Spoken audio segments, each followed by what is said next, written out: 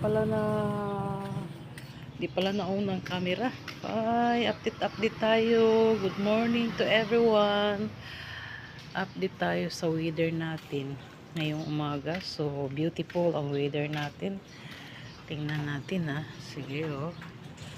So beautiful outside. Sige. Grabe. Mahulak ka. Grabe.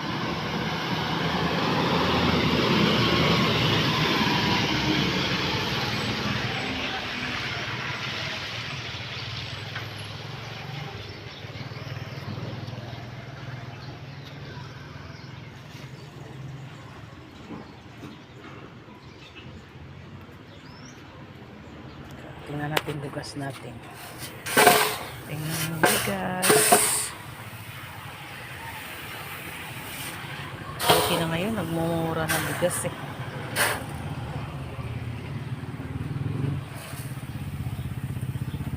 Ito po. Ito yung 160. Ito po tanner. Then tanner. Ito po yung prinsesa namin ngayon, yung red tanner. Mahal. Ito naman, 40 din. Pero matigas to. Matigas. Ito rin yung mais namin. Kailangan i-arrange natin to kasi may customer din dito na may balahibong kamay. So, ikot tayo kasi wala na tayong itlog ngayon. Kailangan na rin mag-market ng ang anak. Ayan na lang po ang itlog natin dito sa labas. So, kailangan po mag-market yung tulad ng sinabi ko, every 3 days or 2 days po. Depende sa maubos ang itlog sa araw na yan. Sa 3 araw, wala na talaga kami stock. Nakaabot ng 3 araw. Kaya,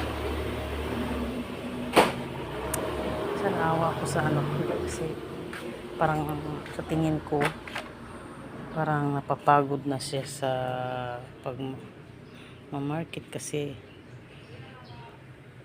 sobrang bigat kasi yung bigas eh. 50 kilos. Biruin mo, siya lang po yung magbubuhat. Siya lang po yung magbubuhat yan mula sa sasakyan.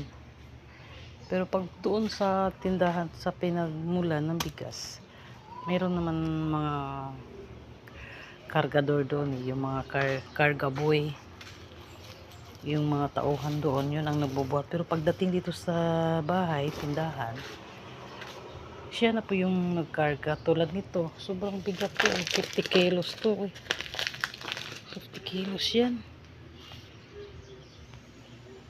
Ang ganda yung sako, pero ang laman naman hindi maganda, matigas ang laman eh. Pag sainan mo yan, oh, pag nagsaing ka nito, hindi ko alam kung malambot to, pero susubukan ko to.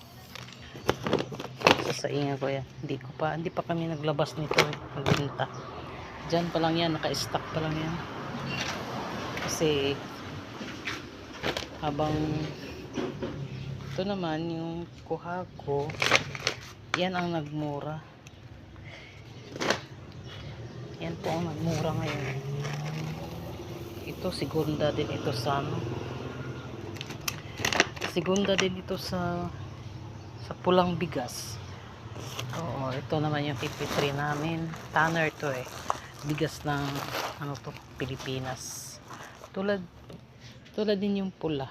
Pilipinas din yan. Pero makulay ang sako. Kaya na-attract yung mga tao. Nagtatanong kung anong klaseng bigas. Yan. Oo. Ayan na lang. Stock namin yung bigas na yan. Ang 160 namin, mayroon pa eh. Humina yung 160. Kasi nagmura yung imported. Nagmura yung imported eh. Ayan na lang. Ayan. At saka